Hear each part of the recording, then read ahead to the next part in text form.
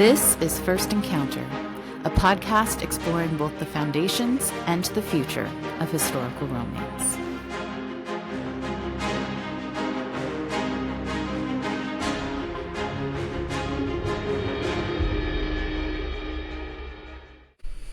Hello, welcome to First Encounter, a podcast about historical romance. I am Andie James, an enthusiast and writer of historical romance. Thank you so much for joining us and welcome. Today I am joined by the lovely Lindsay Barrett, who also writes historical romance. She made her debut this year in 2025 with two fantastic books, Savannah Royals, love it, 21st century set or 20th century set. I can't do the math in my head.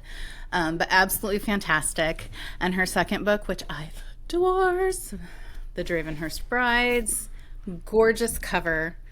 I mean, my favorite thing about this cover, well, obviously it's his chest hair, but other than that, my favorite thing is that she's a realistic woman shape, which chef's kiss, love it. But anyways, Lindsay is actually going to be interviewing me today so that I can talk about what is this podcast and why am I starting it? Why do we need another podcast in the world? So I am actually going to turn it over to Lindsay. Anything you want to share with us about yourself and your own writing or your own involvement with historical romance? Feel free. Well, first of all, Andie, I'm so excited to be here today and kick off your first episode of your first show. Thank you. I really want to focus and dig into what has made you want to create this show. What are you hoping to accomplish reaching readers and authors? Like you said, I am a debut historical romance author this year. So I've come to the genre with my own backstory, my own book list of faves, and I can't wait to chat with you all about it today. So I kind of want to just jump in. Your podcast is titled First Encounter. Yes. So would you be willing to just share, names are so personal, titles, names, character names, everything is so personal. So why did you choose this name for your podcast? And what are you hoping, just like overarching, who are we hoping to connect with? There's a couple of reasons I chose this name.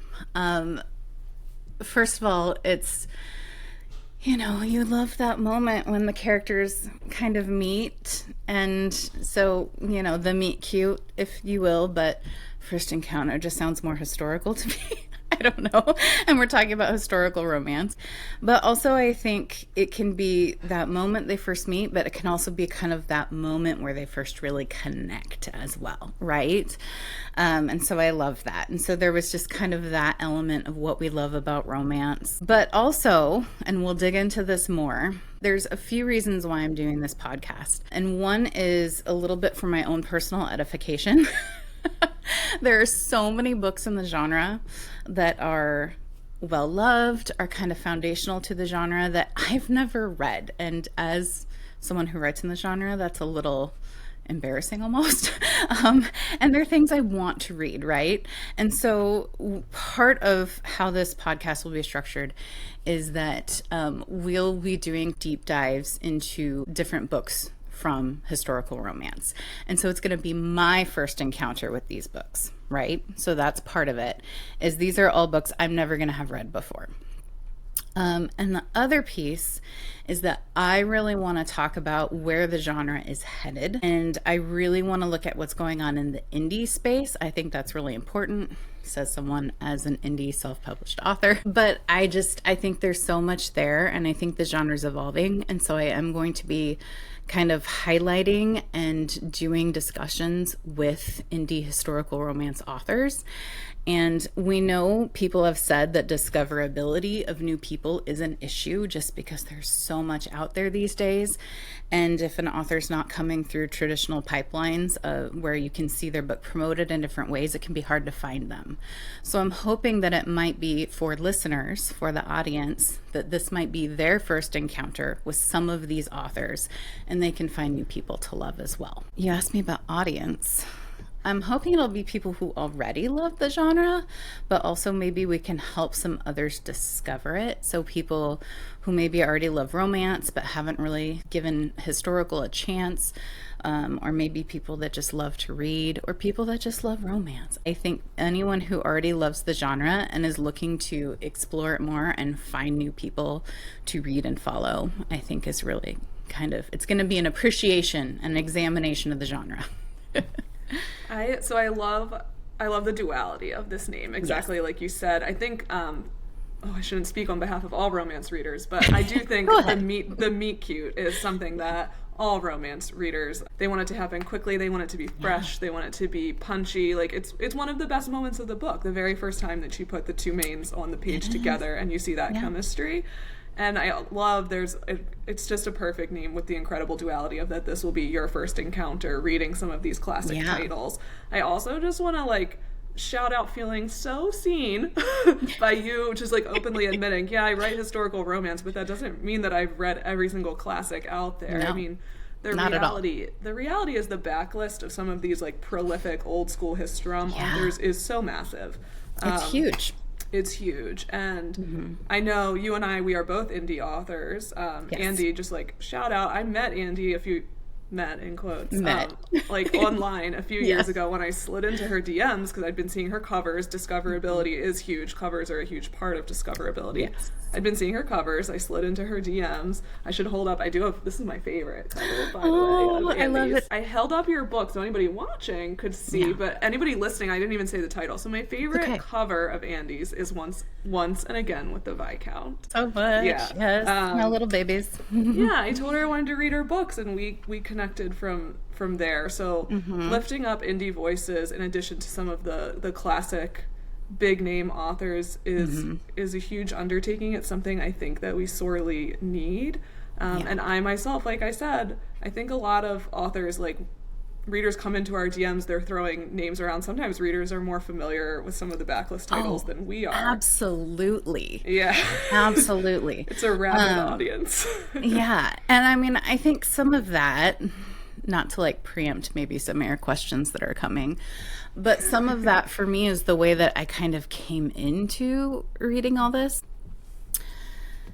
So oh my gosh, how much backstory do we need, I guess? But I have been a huge... We need all of it. All the backstory, yeah. I've been a huge reader my entire life, probably to the surprise of no one, because I'm now choosing to write as well. And, if I could spend all day, every day reading, I would. I just, there's that whole supporting yourself thing. But yeah, I just love to read. I always have. I was really into historical fiction as a child. I've always loved kind of the historical element of things, and I've always been drawn to love story components in stories. I didn't necessarily read romance as a genre, but I love the love element in things. Who doesn't love Jane Austen, right? Fell in love with her in high school.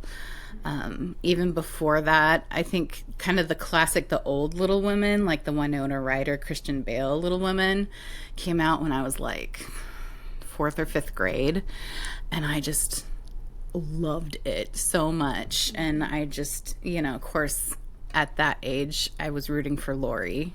As an older woman, I have a slightly different perspective, but I wanted Jo and Laurie, and so I've always... I did too. As a young, I did too. Yeah.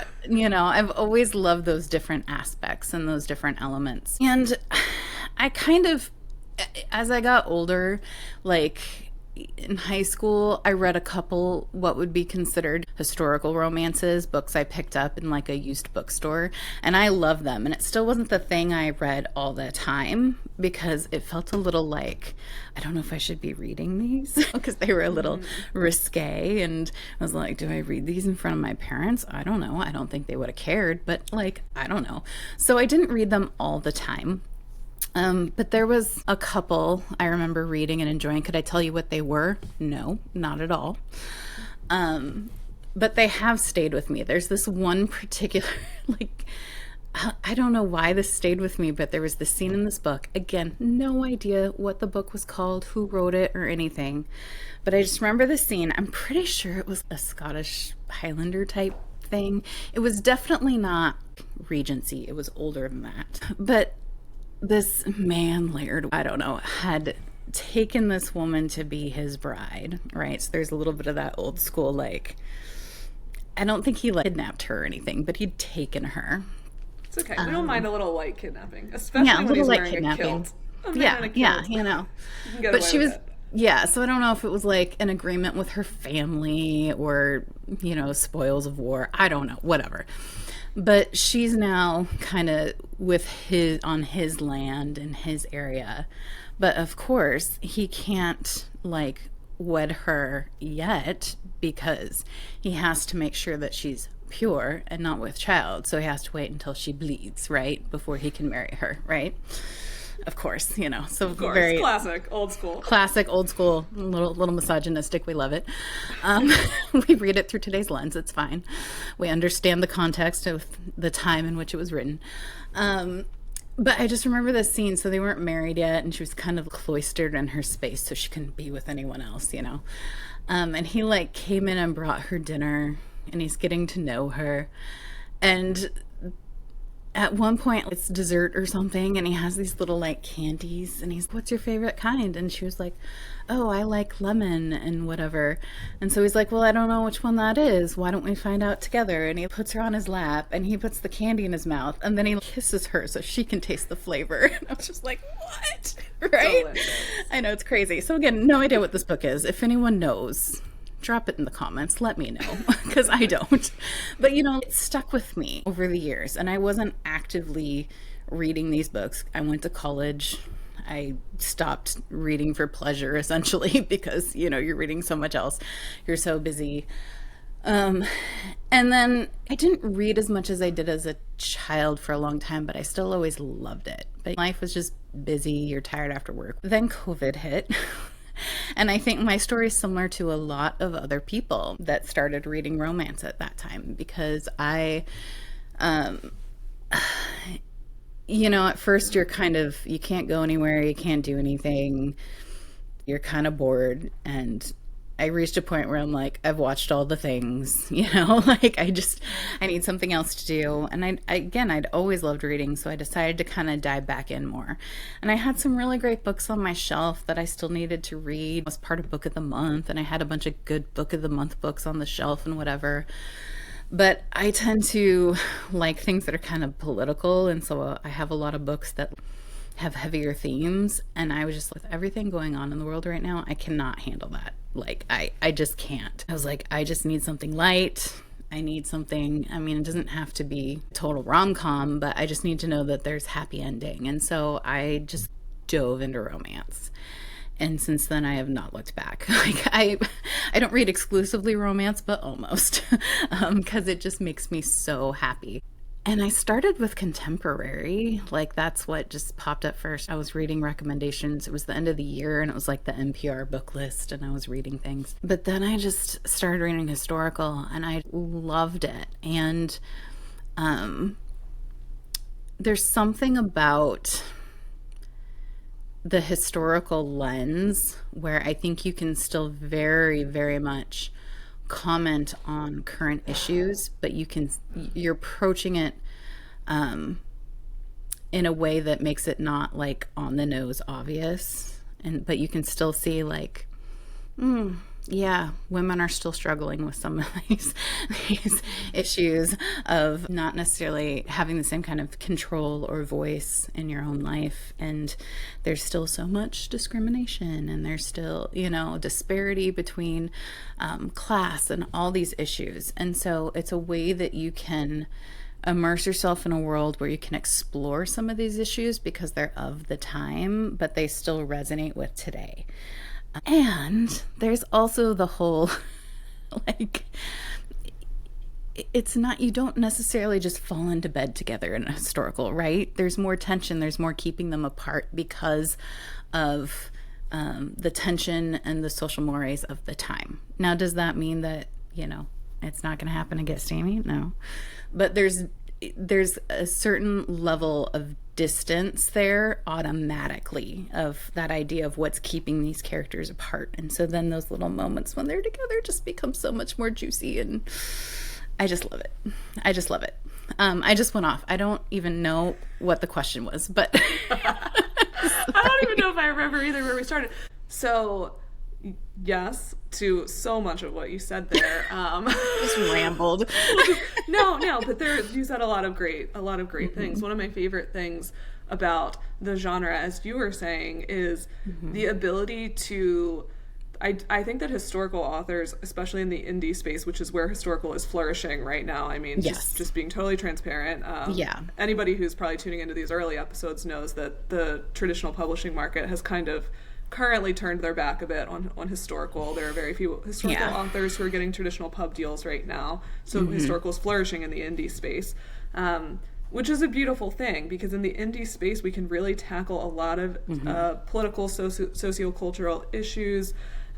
You have the inherent, when you remove modern conveniences, especially like technology, when you dive back into a world before technology, you can really isolate social issues much more clearly and articulately, I believe. Yeah. And you just said that way more articulately than I did, but yes.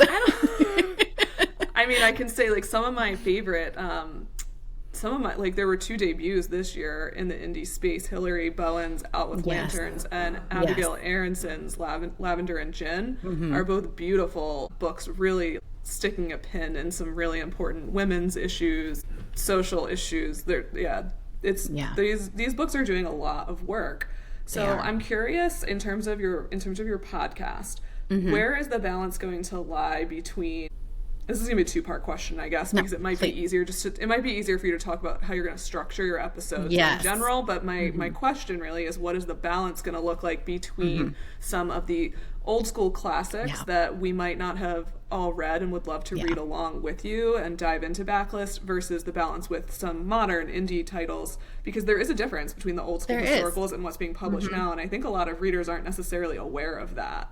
There is. I think and part of what I'm trying to do, I think, with this podcast, and what I hope will come out, right, is that there are through lines. Like, what are the things that are really kind of significant and important to this genre that make it the thing that we love, that make it historical romance? So what are those things that connect them? But then also how has it evolved? Like, what is different between some of these older and some of these newer? So you mentioned the episodes. A little more background. And I remember where I was going with my ramble before and didn't get there. So I'll get there in a minute. But I first had the idea for this podcast about a little over 1.5 years ago. So there are so many kind of classics of historical romance that I've not read. And this is what I was trying to get to before. The reason I've not read them. So when I started really devouring romance and historical romance as part of that, which then kind of took over. I still read contemporary and love it, but my heart's with historical. But it was during COVID, like I said. And I was reading so much. I mean, sometimes a book a day if I could get through it after work. Like, I would just, if it was a quick read. Other times, I mean, multiple books a week, like 4 or 5 books a week. It was just like the only thing I was doing other than working during COVID. And I just was first getting into it. And there was so much I wanted to read, but financially, right, I couldn't just buy all these books. And we're stuck at home, so it was ebooks. And yes, there's libraries. Don't yell at me, people. I love libraries. But here's the thing. I am a big mood reader. So if I couldn't get something like immediately, if it was a hold, like, no, that just doesn't work for me. Like, I need to find the book I want to read that fits my mood right now. So that's when I first joined Kindle Unlimited. So I started, like, all these books I was devouring was pretty much indie authors, because this was 2021, and it was before, like, in recent years, Kindle Unlimited has started partnering with traditional publishers, and so there will be traditionally published books that come into it, and they kind of cycle in and out. But that wasn't really a thing at that time. It was pretty much all indie. Like, it's within the last, I'd say, 3 years that we're like getting more traditionally published books that are available at times in Kindle Unlimited. but price wise, like that's what I needed to do to just have access to all these books. So many of the historical romances I started reading were indie, and they're fantastic. I mean, I devoured books by like Alexa Aston, Emma V. Leach, Scarlett Scott, Caroline Lee, Mary Farmer. Like, I don't know if people are familiar with these names, but they're women who've been writing in the indie HR space for a long time and have tons of books out there. And I just was devouring these. But what I wasn't getting, because they weren't available, again, you had to purchase them, and I couldn't just buy that many books financially, was the older, kind of more standard, traditionally published. Yeah, the Lisa Kleypas. The Lisa Kleypas, yeah, all of those. The mothers of the genre. Exactly. So those are the people that I still like. I've expanded now. It's not like I've never read any of these fantastic people. You know, I've devoured some Lisa Kleypas, some Sarah McLean, like all of it. But I still, there's so many that I have not read that are kind of those I don't want to call them backlist authors, because many are still writing and they're wonderful. But any of those kind of standard ones that were like the Sentinel, they're like the Sentinel texts, I feel like. Exactly. And so I just didn't engage with those originally, and I feel like I'm still playing catch up, because now that I am an author in this space, you know, I've connected with the community's so great with other authors, and I'm just like reading their new stuff all the time and whatever. And so to get back to kind of how did this idea start? So again, there's so many of these classic books that I never read. And so I had the idea, I really wanted to read Lisa Kleypas's Wallflowers series, because it's the Wallflowers. I haven't read the Wallflowers. You haven't? Oh my God. Have you read them now? Have you read them now? I have. Okay, I'm not going to read them on the pod. Sorry. I was really hoping, because I need an excuse to read that. Okay. Well, you should just read Fair them. enough. This is me giving you the reason. Yeah. I'll have to do it on my own. I know. I've not read the Hathaways, though, so that's one that we could do on the pod. Yeah.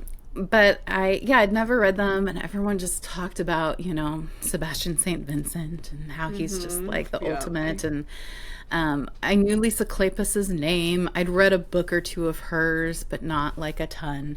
And I was like, I just want to read this series, and I just want to see what it's all about. And I was like, well, it'd be fun if I could discuss it with people. So I reached out to some incredible bookstagrammers in the historical romance community, and I said, who I knew loved Lisa Kleypas, and I was like, would you be willing to do some Instagram lives and talk about this with me? And they said yes. So in April 2024, I did like a book and a discussion a week with Devin, who is Diagnosed Romantic, if you guys are on Instagram, Jen at Jen Always Reading, and Emily, Very Romance, who is now one of the headmistresses of Romancelandia University, which, if you don't know what that is, look it up on Instagram. It's fantastic. And so it was just so much fun. It was so much fun. We did like Sunday nights, and we went live, and we discussed, you know, it's a 4-book series. So I read them in order, and we discussed a book week.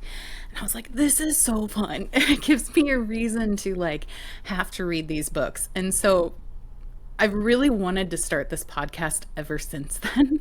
And it's just been time, organization, all sorts of things, that it's not until now that I've felt able to.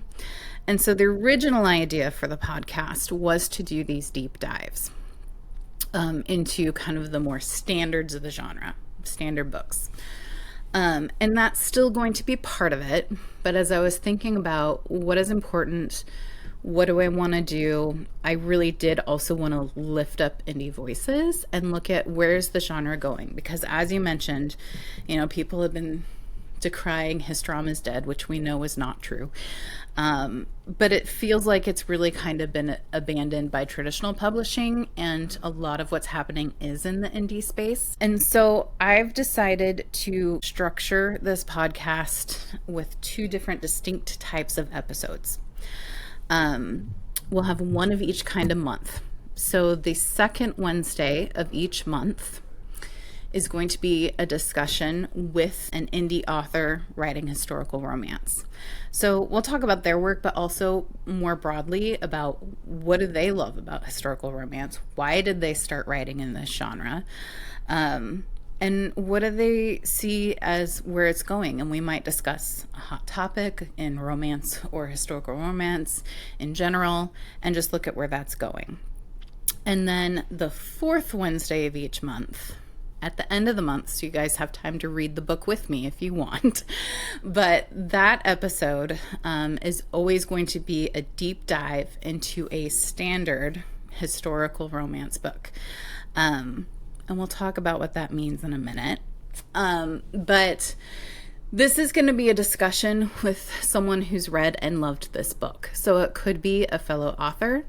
It could be someone in the Bookstagram community who loves historical romance, but just people who love this book that I can just like geek out with them over. The reason I did decide to do kind of the two focus, I mean, I'm so excited to look at kind of these standards, partially for my own education, like I said, partially because it gives me an excuse and a reason that I have to read these, right? It's a time issue. And I'm so excited to see kind of really what are these tent poles, I guess, of the genre. Titles. Yeah, the Sentinel titles. Yeah. Exactly. But I'm very aware too that it's not non-existent, but diversity is a lot less in some of the older romances. And I really want to celebrate and look widely at all that this genre could be and where it's going and what it's doing. And so I think it's important to read and look at newer pieces as well and talk with authors who are currently writing and doing some of these different things as well. I'm not going to shy away from problematic old things. We'll talk about it. We'll address them. It's just part of the genre and we have to talk about it. It's part of the history. It's going to be talking about the context in which those books were written to try to understand as well that time period. But I think it's important to look at the diversity within the genre as well. So I really want to focus on not just where it's been, but where it's going. Blending of old and new, I think, is a really... I think it's a really smart way to structure like 2 episodes a month, to be honest, because, as you pointed out, there's a difference between old school and new school historical, and given the current climate where discoverability of these the new school is low because traditional publishing isn't really helping lift the voices right now. Yes. I think there is a widespread misconception about what historical romance as a genre is currently doing. Like a lot of people just default back to the old school titles, and for good reason. I mean, they're great. A lot of them are great. Fantastic. They're great books. I love a lot of the ones that I've read, and they helped bedrock the genre. But in terms of trying to bring new readers, fresh faces into the genre, I think the newer titles are going to be the ones that are going to hook a modern reader more quickly. And then once you've explored the more, it's exactly like your own journey. You started reading a lot of indie historical titles and fell in love with what current authors are doing in the space. And then that made you want to go back and look at the history of the space, how this genre built itself up. And I think that's a really natural entry point for readers. So, I think blending old and new in both of your episodes kind of accomplishes 2 things at once. It pays homage to the people that laid the foundations of the genre, and it spotlights the people who are doing the work now and where they've taken the genre. All genres. I mean, you could say contemporary romance looked different in the 70s than it looked now. Oh, 100%. 100%. But I think, the current moment we're in, we're filming this like the day before Thanksgiving in 2025, right? And just kind of in the last week, maybe 2 weeks, there's all this buzz that like Book Talk is finally talking about historical romance, right? So it's kind of historical romance is blown up as this topic on Threads. I'm not on TikTok right now, so I don't know what's going on there, but on Threads, it's really, my feed is just everyone talking about it. Which is really exciting. And so then other people are like, oh, well, I've been wanting to try. What would you recommend? And this isn't just this week, but I've noticed it, in other, when people put together lists or compilations of books that are focused on historical romance, I feel like you rarely see indies included. Very In the rarely. It's authors. and it's no shade to the big names. It's Lisa not. Kleypas, And I'm not saying, Loretta yes. Chase, Beverly Jenkins. It's no shade Yes. to them. But Not at all. discoverability is not a problem for for the old school names. Yeah. Yeah. Yeah. And it is absolutely no shade because these, women wrote and in some cases are still writing incredible books. But you just see the same names recommended over and over. And it's for a reason. These are good books. These women are the mothers of the genre.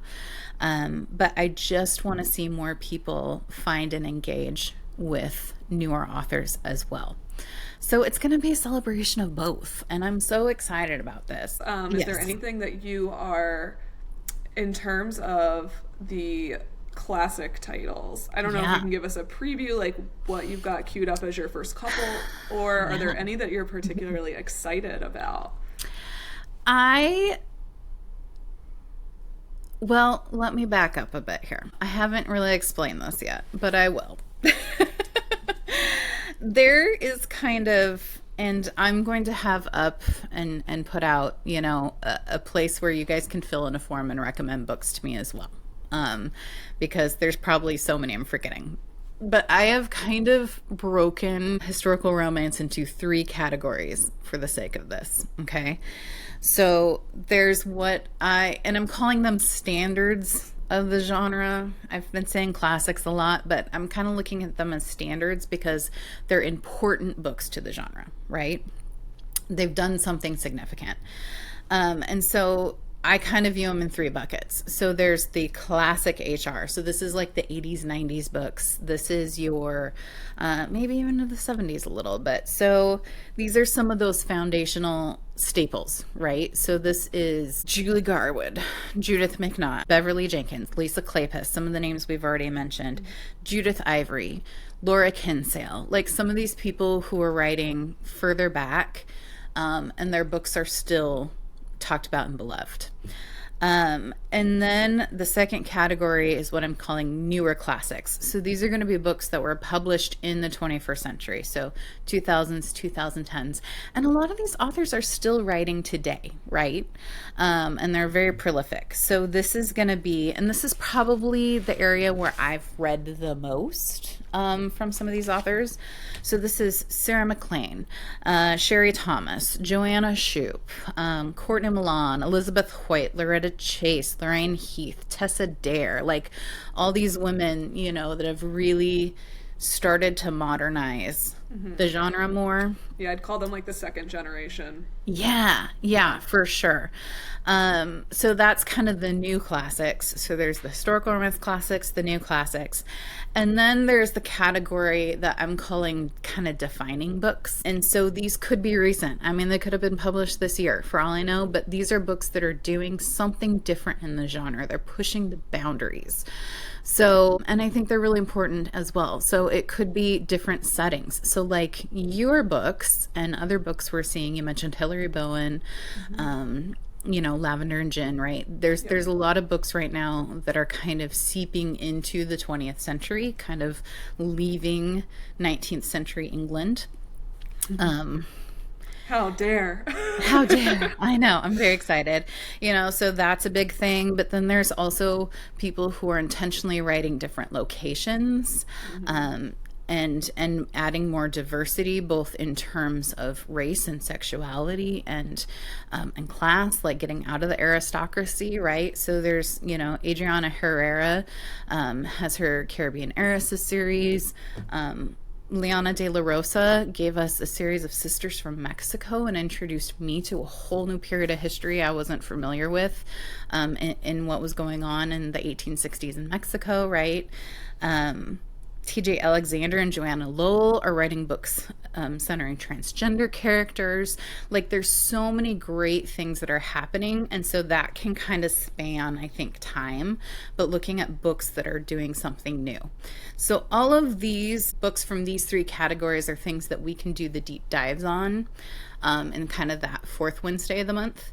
And then the earlier episode, the second Wednesday of the month, is going to be conversations about HR with indie authors and kind of uplifting them in their books as well. You asked me, though, why I went into this, kind of what I'm interested in. And there's so many. You guys, there's so much I haven't read. It's truly, it's sad. Like, suggest a book and I probably haven't read it. That's not true. There's a lot I've read. But we're starting with what everyone holds up as kind of the absolute classic, which is Loretta Chase's Lord of Scoundrels. Like, I can't believe I've never read it, but I haven't. So I need to find out why Jessica Trent is, the goat of all heroines, right? Why does she pull the gun? Well, I know she shoots. I mean, like, I'm around the discourse. Like, I'm aware that she shoots him, but I'm so excited to, like, read it myself. So that's going to be January. So this episode is coming out in December. You're hearing this in December of 2025. But the podcast is really going to kick off in January 2026. And so I can share, I'm very excited. Our first episode that's going to be with Conversation with Authors will be Wednesday, January 14th. And that is going to be a discussion of where we see historical romance going, both in traditional and indie, with Alexandra Vasti and Felicity Niven. And then the fourth Wednesday of the month, which is the 28th of January, is going to be that deep dive into Lord of Scoundrels. And that's going to be in conversation with Meg from Plot Trysts, another fantastic. Historical well, not just historical, but mainly historical romance podcast. So I'm really excited. I've got a couple other things lined up, but we're not going to announce it all yet. Yeah, no, that's exciting. That's an exciting lineup for the first I'm month. I'm very excited. Pumped to hear that. See how it goes. Yeah. I also was like, I hadn't read I think I read Lord of Scoundrels this year for the first time. I was late to the party on it as well. I mean, like we said before, there's just so many. I think this is a great endeavor to really, I don't want to say destigmatize, because that's kind of too strong of a word, but like people don't always want to admit that they haven't read these huge texts, so it gives people an excuse to jump in and read them almost in a book club style and feel no shame about the fact that you haven't read all 5,000 historical romance big name texts out there. Yeah, I can say, selfishly, I'm hoping to see on your lineup, like my two, I will like openly admit my two that everyone talks about that I have not read. Mr. Impossible is I've not read that. Everybody talks about Mr. Impossible, especially to me, because they know I love a himbo. I love a big plot with like hijinks. So it's like a treasure hunt in ancient Egypt, rogue hero. Like it has me written all over it. Haven't read it. Would love to. And the other one I hear a lot is Again the Magic. I have not read that one. Yeah. I definitely want to read that one because it's kind of, I mean, people say it's a little bit of a prequel to The Wallflowers just because of a connection to some of the characters. And I've not read that. So I definitely that sounds like a beautiful, just like, it has me written all over it with it's like a second chance, like class difference gone wrong, and then he comes back with an axe to grind and a point to prove, and God, it's delicious. I love it. So no shame. I haven't read either of those titles, and I'm a historical romance author. So I think it just sounds fabulous. I can't wait to dive in with you. Absolutely banging first month. I know. Is there anything else that you want to share? You're gonna have a Patreon, right? I am. Yeah. So this is all the info on this will be shared online once this goes live, so you can find it through Instagram or on my website. I can put that info below here. But it feels weird. I'm not going to lie. Like, it feels very greedy and just kind of icky to be like, you've never even listened to this podcast yet, but I'm starting a Patreon. But there's a reason for it. There's a reason I'm doing it. immediately and not waiting to kind of see how the audience goes. Part of it why I'm starting it at all is because as much as this podcast is really like a passion project for me, like this is something I'm doing for myself. If no one listens, like fine, it's okay, because I'm really excited to dig into these books and have these conversations with people. But it's not free to do a podcast. It's not expensive, but it's not free. There is cost to being able to film and edit and distribute and all of those fun things. So part of it is hoping to just help support that a little bit. But the reason I'm doing it right away, like I said, even though it feels weird since you haven't had a chance to get me yet, is that kind of the benefit bonus, I suppose, that you're going to get with becoming a member of the Patreon is that anytime I release a new book, you will get an e-copy for free. Well, not for free because you're paying for the Patreon, but that'll come with your Patreon membership, right? So you will get that ebook. Other things we'll kind of figure it out as we go of like what people want, but there may be, I'm going to edit these episodes down. So maybe there's a clip that didn't make it up. So there might be some bonus content that goes up that you can watch. If people are interested in a Discord, we could start one. I'm all for different places where you can chat in community without all the social media noise, right? So that's a possibility. And I'm also hoping, we'll see, that maybe some of my guests, when they come on, if they have a book that they offer free, if they'd be willing to share that with our Patreons as well. So I think it could be fun. But like I said, the thing you'll for sure get is anytime I release a new book, you'll get it for free. And so the reason we're starting this now is because I have a new book coming out at the end of January. January 30th, I am releasing a book called Beguiled. It's the second book in my Beaumont series, my 5th book overall. So I want you to be able to join now and get access to that book. So we're promoting this right away. There'll be 2 levels, same benefits. I don't have time to do like special content. So it's kind of a pay what you can and what you think it's worth. So there'll be 2 levels, $4 a month or $7 a month. I'm calling them the novella and the ebook levels because it's kind of what you'd pay for one a month. So all the info on that I will link below in the description for where you're listening to this or if you're watching on YouTube. And you can also find it online. So we'll put that information as well. So yeah, like I said, it feels weird and greedy, but it's because I want you to be able to have access to my book. So sign up now if you want.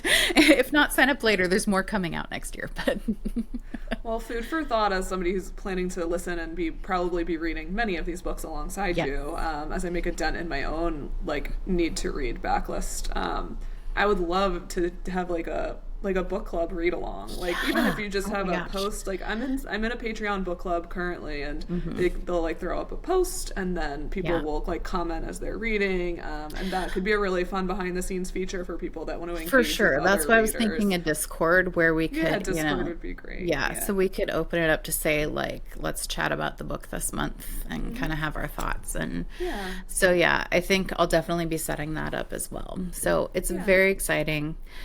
And I think I just also want to acknowledge and say too, why do we need more podcasts in the world? There's tons of podcasts in the world. I certainly don't think in any way that I am special or unique. There are so many fantastic podcasts out there already looking at historical romance or discussing it as a part of their larger strategy. The historical romance sampler from Catherine Grant is fantastic. She does an amazing job with kind of the introducing new authors piece that I was talking about. She invites authors on to read a sample of their book and then they discuss it. She talks a lot about research and kind of, do you break the rules? Do you not? It's great. Catherine's a fantastic hostess. She does a great job. You all should listen to that as well. I mentioned I'm going to be talking with Meg from Plottress. Plottress, Megan Lane, they review, they read and then discuss mainly newer books, sometimes older books, mainly historical romance, not always, right? But romance in general. But it's really fun because they just talk about all the fun things that are coming out and all these great books that they've loved. So that's another fantastic one. Reformed Rakes is fantastic. It's a group of ladies who they really go deep into research on the history of a topic. Like they'll take a certain book or a certain trope or an aspect of historical romance and get real deep into what was going on, why do we like this historical backing of it. It's fantastic. Like there's so many people. Fated Mates often, lifts up historical romance. Of course, I mean, Sarah writes historical romance and they both love it. But, so they often talk about it. They've also had a series of interviews with authors who they call, I'm totally forgetting what they call those. Trailblazers. They're Trailblazers. episodes. Thank you. Thank you. They have fantastic episodes with authors who have done something significant or are really contributed to the genre, the Trailblazer episodes. So, I'm not trying to pretend I'm doing something new or fantastic. It's just a way to kind of discover this genre in a new way, and I'm focusing specifically on historical romance. So do we need this? Maybe not. But is it a different way to look at it? I hope so. So I hope you'll join us along for the ride. Yeah, I'll definitely be here every single month reading alongside you, and I can't wait for all your indie spotlights as well. I think it's going to be really fun. Yeah. Any final thoughts that you want to share with anybody before we sign off? I wish everyone a happy holiday. Yeah, I know. Why are we doing this? How is the podcast going to be structured? What's it all about? So this is just meant to be an introduction to that. But it's just an examination, I think, really of this genre that I've come to love so much. It's interesting. I'm talking about this really as me as a reader, but obviously this is a genre that I write in. And it's really funny because I've always enjoyed writing, but I've never fully considered myself like up till I started writing to be a writer. So many people that I know that write, you included, have been writing forever, right? And it's like this huge part of your identity. And it's always something I've enjoyed, but it was never like this idea of I always wanted to write. Always had ideas and stories ever since I was a little kid. Like I've thought up stories in my head, right? I've always had an active imagination and I've always loved stories. But when I got back into really got back into reading and really dove into romance during the pandemic, it was the first time that I saw where the kind of things that I'd always thought of could fit. It was like, oh, I feel like it could actually do something here that would work. And so this genre is so special to me because it called out to something in me. And I was like, I can see myself doing this. And I was at a point in my career where I really needed to make a change. And so I just have so much love for this genre because it brought out this whole new side of my own life and helped me embark in this thing that's been so much fun. And I just love this community. I can't talk enough about the community of readers and other authors that I have met. And so this is really just a love and a celebration and an exploration of historical romance. And when you start a podcast, you're starting a community of your own. You're building your own community, which I think is absolutely wonderful. So welcome everyone to the First Encounter community with Andie First James. Encounter. Yes. Well, thank you so much, Lindsay, for being willing to chat with me about this today. So it wasn't just me talking to the screen explaining all this because no one wants to see that. But yeah, I've made so many great friends, and you are one of them, and I'm so excited. So everyone go read Lindsay's books. They're fantastic. Thank you. And I can't wait to chat more with everyone soon. So thank you so much. All right, bye everyone. All right, Happy holidays. See you in January. Bye.